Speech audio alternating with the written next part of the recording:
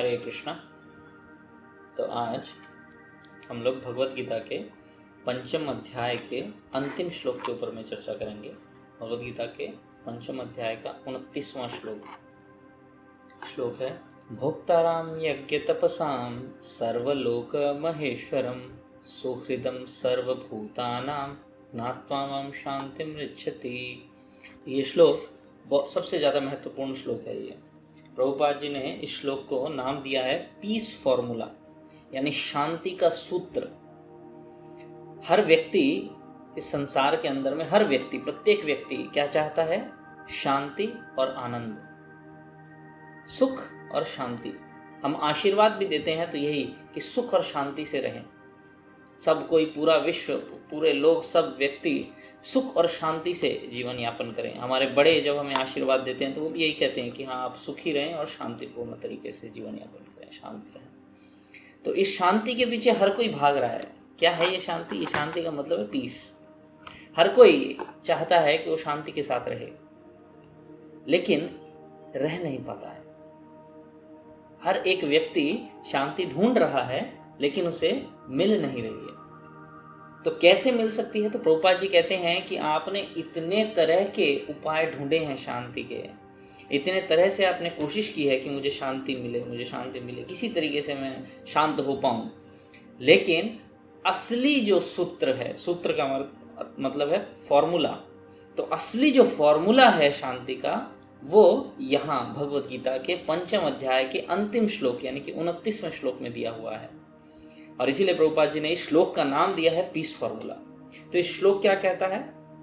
श्लोक कहता है भोक्ताराम यज्ञ तपसां। भोक्त, ये श्लोक असल में भगवान कृष्ण अर्जुन को कह रहे हैं। तो क्या कह रहे हैं? भोक्ताराम यज्ञ तपसां, मतलब भोक्ताराम का मतलब भोक्ता, मतलब जो भुगतता, जो सारे फलों को भोगता है। वो किसके फल को?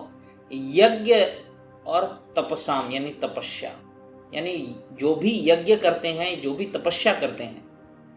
तो असल में इस संसार के अंदर बहुत सारे तरह के कर्म होते हैं, बहुत सारे तरह की एक्टिविटीज, कर्म होते हैं, जिसमें हम ब्रॉडली यदि हम मुख्यतः यदि बोलें तो अच्छे कर्म और बुरे कर्म, या अकर्म कोई कर्म नहीं, या विकर्म पूरे गलत कर्म। तो अच्छे कर्म और बुरे कर्म, इसमें जितने भी अच्छे कर्म हैं, जैसे कि तपस्या या यज्ञ, किसी भी तरह का यज्ञ यानी कि हरि नाम का जप करना, ये भी एक यज्ञ है। तपस्या केवल आंख मूंद के बैठ के जो करते हैं वो तपस्या नहीं होती। जितनी भी तरह के आप कष्ट भोगते हैं जीवन के अंदर, वो सब तपस्या है कुछ प्राप्त करने के लिए, वो सब तपस्या है। आप यदि एक एकादशी का व्रत करते हैं, वो भी एक तपस्या है।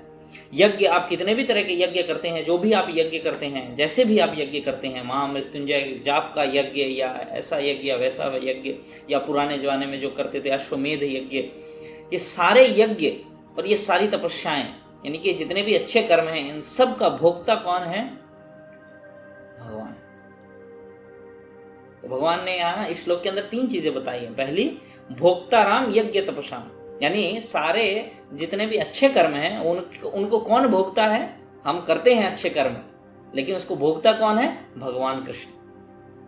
सर्वलोक महेश्वरम, भगवान सारे लोकों के महेश्वर यानी कि महा ईश्वर हैं।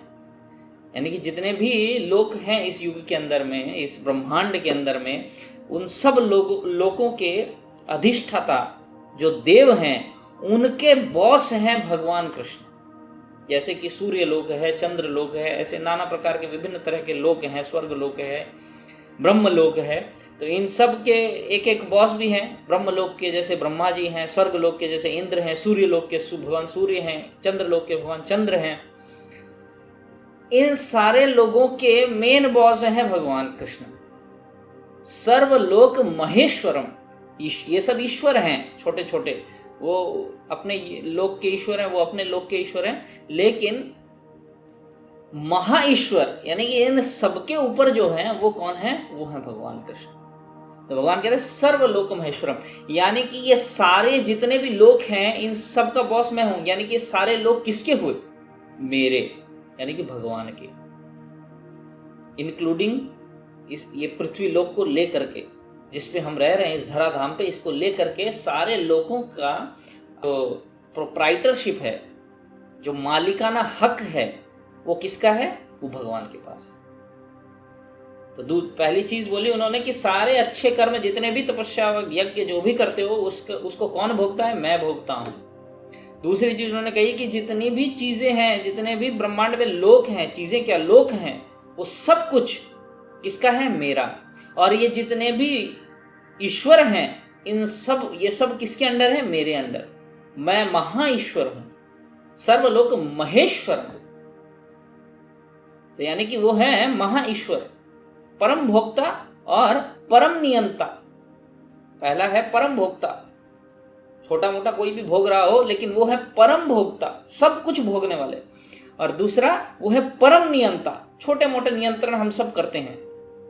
हम सब जैसे हमारे देश के राष्ट्रपति, प्रधानमंत्री, वो इस देश को चलाते हैं, देश का नियंत्रण करते हैं। ऐसे ही एक लोक को, इंद्र लोक को चलाते हैं भगवान इंद्र, देवराज इंद्र। ब्रह्म लोक को चलाते हैं ब्रह्मा जी। तो ये छोटे मोटे नियंता हैं, ये नियंत्रण करते हैं। लेकिन इन सब नियंत्रण कार्यों का नियंता कौन है? भगवान। तो परम नियंता है वो, परम भोक्ता है, परम नियंता है। तीसरी जो लाइन है उसमें कहते हैं सुहृद सर्वभूतानाम। सुहृद का मतलब होता है डियरेस्ट फ्रेंड, मतलब सबसे ज्यादा घनिष्ठ वाला जो बंधुत्व है वो।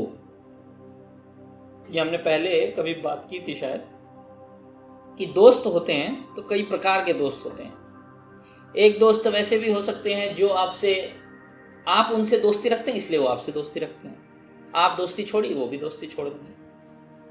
एक दोस्त ऐसे होते हैं कि वो आपसे ज़्यादा घनिष्ठ दोस्त हैं, उसे हम क्लोज फ्रेंड कह सकते हैं। तो आप उनके दोस्त हैं, वो भी आपके दोस्त हैं, और अच्छे बुरे में दोनों एक दूसरे का ख्याल रखते हैं।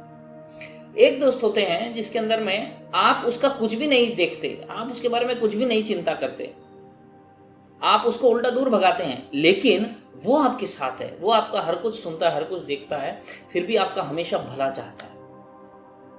उसे कहते हैं सुहृद, डियरेस्ट ऑफ द फ्रेंड या वेल विशर। तो वो हैं, भगवान कहते हैं मैं वो हूं। वैसा दोस्त चाहे आप उसकी तरफ नजर दें या ना दें, चाहे आपका हम कई बार ऐसा मूवीज में कभी कभी दिखाते हैं कि हीरो का जो साइड कैरेक्टर होता है हीरो के साथ में, वो ऐसा दिखाया जाता है कि वो गुस्सा भी है, उसने उसे छोड़ भी दिया या जो भी कर दिया, फिर भी वो उसके भले के लिए ही कोई ना कोई काम करता है। तो इससे भी ज्यादा, ये तो सांसारिक स्तर पे है, इससे भी ज्यादा यदि कोई आपका भला सोच सकता है, वो है भगवान कृष्ण। और वो केवल आपके या मेरे या केवल इंसानों के, पुरुषों के या केवल स्त्रियों के या केवल मनुष्यों के नहीं है। वो सुहृत सर्वभूतानाम, सारे जीवों के हैं वो। यानी कि एक चींटी, एक पेड़, एक पौधा, एक भालू, एक कुत्ता, एक बिल्ली, एक शेर, एक चील, एक कौवा, हर एक वायरस, बैक्टीरिया, हर एक के सुहृत हैं भगवान कृष्ण। हर एक जीव के सुहृत हैं भगवान कृष्ण। उनसे ज्यादा भला आपका या मेरा कोई और नहीं चाह सकता। शास्त्रों में ऐसा कहा गया है कि एक पेड़ के ऊपर में 2 पक्षी बैठे हैं, और वो 2 पक्षी, एक है आत्मा, दूसरा है परमात्मा। तो ये जो पहला पक्षी है आत्मा यानी कि मैं, वो केवल फल खा रहा है। दूसरा पक्षी यानी कि भगवान, वो देख रहे हैं, और उसे जैसी चीज़ें आगे आवश्यकता है वो उसे प्रोवाइड भी करते हैं। वो अनुमंता हैं, उसी जो इच्छा है वो पूरी करते हैं वो। लेकिन उपदृष्टा भी हैं, देखते भी रहते हैं हमेशा कि ये क्या कर रहा है, कैसे कर रहा है, क्या चाहिए, नहीं चाहिए, कि इसका बुरा किस में होगा, इसका भला किस में होगा। और उसके साथ साथ अनुमंता, जो भी उसे चाहिए वो प्रोवाइड भी वही करते हैं। ये दोनों काम वो करते हैं बैठ के साइड में। लेकिन ये जो मैं जो हूँ, यानी कि जो फल खा रहा है पक्षी, वो पक्षी बिल्कुल भी भगवान की तरफ नहीं देखता, फिर भी भगवान उसके लिए सब कुछ करता है। कितने कितने जन्म बीत जाते हैं, कोई भगवान के बारे में सोचता भी नहीं है, फिर भी भगवान उसके लिए एक माँ का इंतज़ाम करते हैं, एक पिता का इंतज़ाम करते हैं, जिससे कि वो इस संसार के अंदर जन्म ले सके। वो उसके लिए इस हवा का इंतज़ाम करते हैं, पानी का इंतज़ाम करते हैं, खाने का इंतज़ाम करते हैं, जिससे कि वो जिंदा रह सके, अपना जीवन चला सके। वो ही इसके लिए बाकी सारी सुख सुविधाओं का इंतज़ाम करते हैं, जो उसको उसको बंधु चाहिए, उसे प्रेमी चाहिए, प्रेमिका चाहिए, उसे सब कुछ देते हैं वो। किस लिए? क्योंकि वो सुहृत हैं, वो परम मित्र हैं। और बदले में वो जीव उसे क्या देता है भगवान को? वो देखता भी नहीं है भगवान की तरफ, पूरा जीवन निकल जाता है उसका। ऐसा सुहृत, ऐसा जो दोस्त हो उसे कहते हैं सुहृत। तो भगवान वो हैं हमारे लिए मतलब समस्त जीवों के लिए।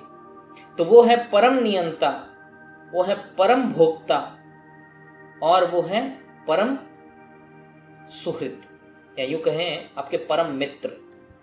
तीनों परम कौन है? वो हैं।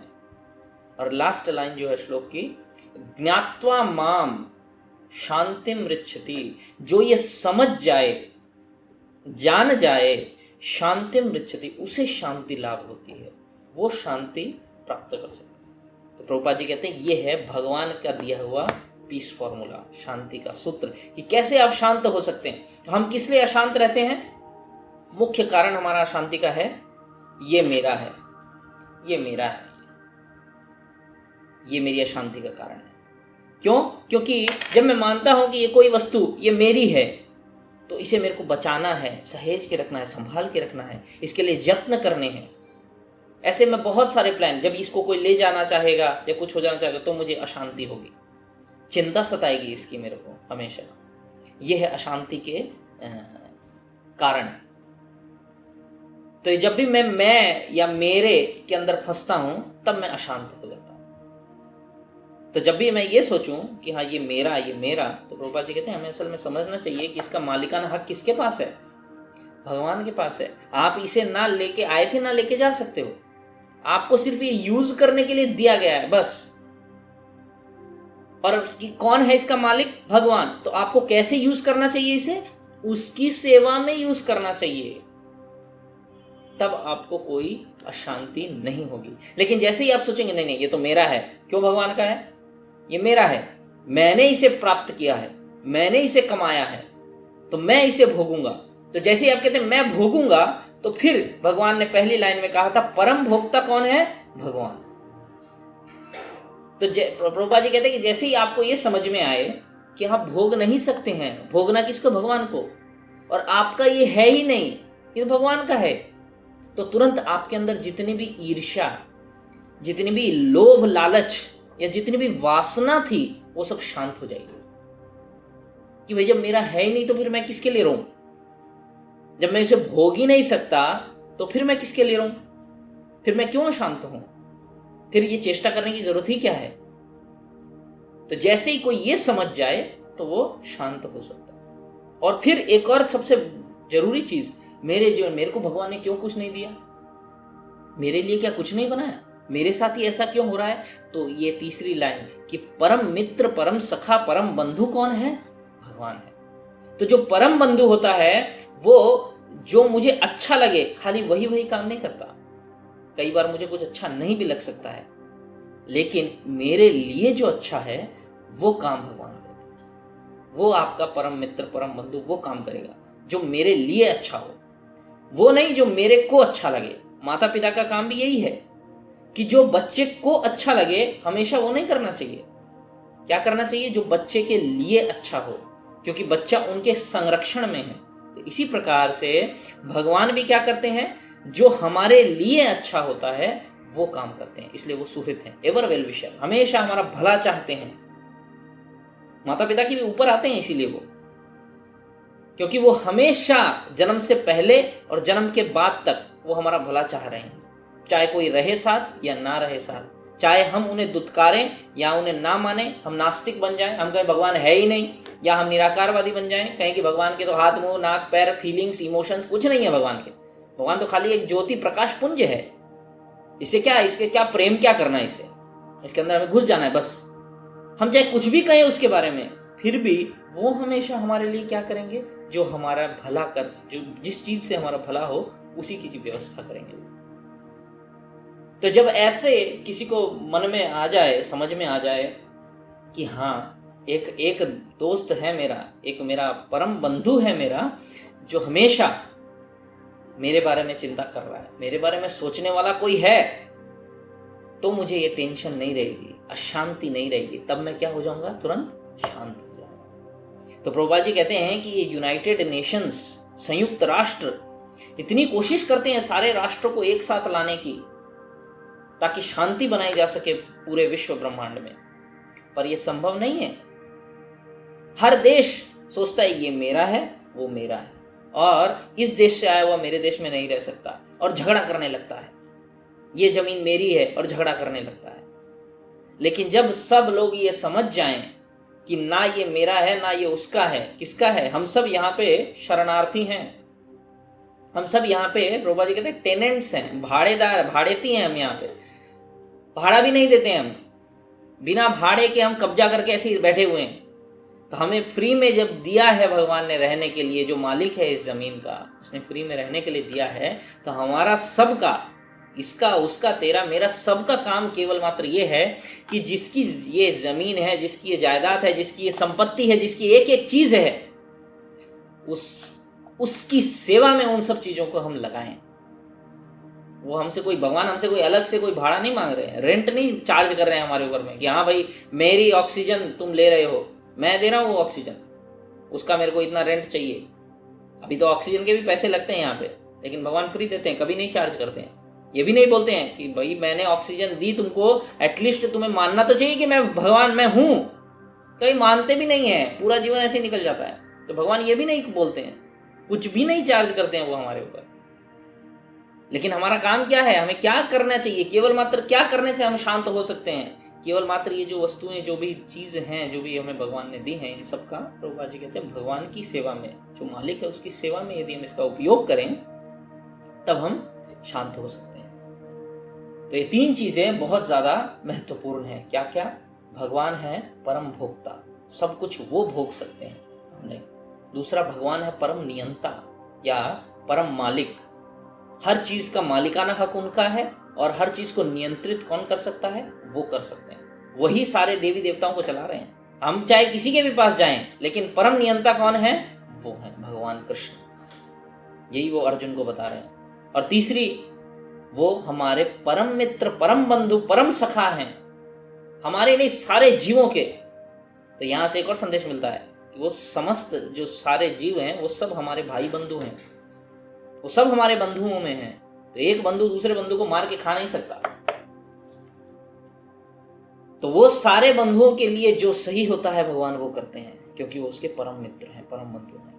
ये तीन चीजें यदि हम समझ जाएं, ज्ञात्वा माम शांति मृच्छति, समझ जाने से शांति मिल सकती है उसी व्यक्ति को जो ये तीन चीजें समझ सकता है।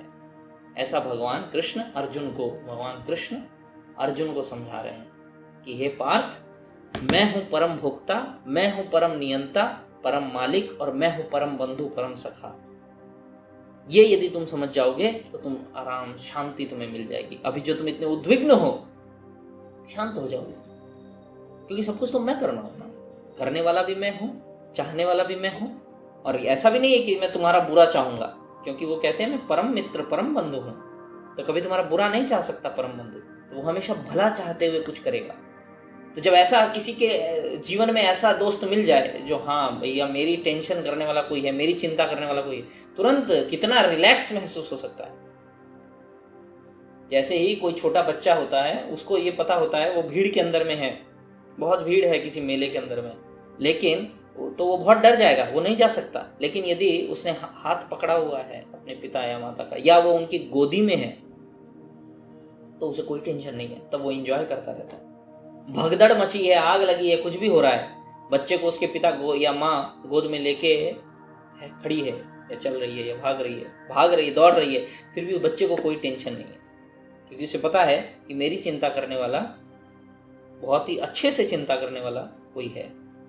तो यदि यही समस्त जीवों को समझ में आ जाए कि हाँ हमारी चिंता करने वाला हैं, ये हैं भगवान कृष्ण हैं, तो हम भी पूर्ण शांति लाभ कर सकते हैं। तो हमें माननी है ये चीज़, समझनी है ये चीज़। जिस दिन हम समझ गए, जिस दिन हमारे ये ज्ञान के चक्षु खुल जाएंगे, दिमाग में जो ज्ञान के चक्षु हैं इसे हम जब खोल लिया, ये ज्ञान हमने जब अंदर ले लिया, ज्ञात्वा माम, जब ये ज्ञान लिया हमने, तब हम शांत हो सकते हैं, शांति मृच्छति, तब हम शांति मिल सकती है। तब ये जो तेरा मेरा ईर्ष्या झगड़ा, ये सब जो जड़ है कि ये मेरा है, ये मूल कारण है। प्रभुपाद जी कहते हैं कि आई, मी एंड माइन, मैं और मेरा, ये ममत्व जो है यही है झगड़े का मूल कारण, ये अशांति का मूल जड़ है ये। तो ये जब आपकी छूट जाएगी कि भैया मेरा तो है ही नहीं, ये तो उनका है। यदि वो आज मेरे को दिया है, कल वो किसी और को देना चाहेंगे, मेरे बाद में किसी और को देंगे, क्योंकि वो तो समस्त जीवों के बंधु हैं। तो आज ये वस्तु उन्होंने मुझे उपयोग करने के लिए दी है, कल वो किसी और को उपयोग करने के लिए देंगे। तब मैं तुरंत शांत हो सकता हूँ। तब मुझे उसे कैसे मैं उसे बचा के रखूँ, कैसे जमा के रखूँ, कैसे छुपा के रखूँ, सहेज के रखूँ, इतना नहीं सोचना पड़ेगा। मेरा काम है केवल मात्र क्या करना, प्रभुपाद जी बार बार कहते हैं मेरा काम है केवल मात्र उस चीज का उपयोग भगवान की सेवा में करना, बस। तो यदि मैं इतना करूं तो मैं एक तरीके से कह सकता हूं वो रेंट चुका रहा हूं, कुछ हद तक कृतज्ञता प्रदर्शित कर रहा हूं, कुछ हद तक। और जो व्यक्ति कृतज्ञ होना सीख ले, ग्रेटिट्यूड दिखाना सीख ले, ग्रेटफुल होना सीख ले चीजों के प्रति, थैंक्स बोलना सीख ले, जो वो शांत हो सकता है। अशांति का मूल कारण ये सब गुण का ना होना है। तो हम ये 3 चीजें यदि जान लें कि क्या है, भोक्ताराम यज्ञ तपसाम, भगवान है परम भोक्ता, सर्वलोक महेश्वरम, सारे लोगों के ईश्वर हैं, महा ईश्वर हैं भगवान, यानी परम नियंत्रण, परम मालिक हैं वो। सुहृत सर्वभूतानाम, सारे जीवों के परम बंधु, परम सखा, परम मित्र हैं भगवान। ज्ञात्वा माम शांति मृच्छति, 3 चीजें जानने से शांति मिल सकती है। यही प्रभुपाद जी तात्पर्य में बताते हैं। तो यही बोलते हुए हम आज की क्लास समाप्त करते हैं।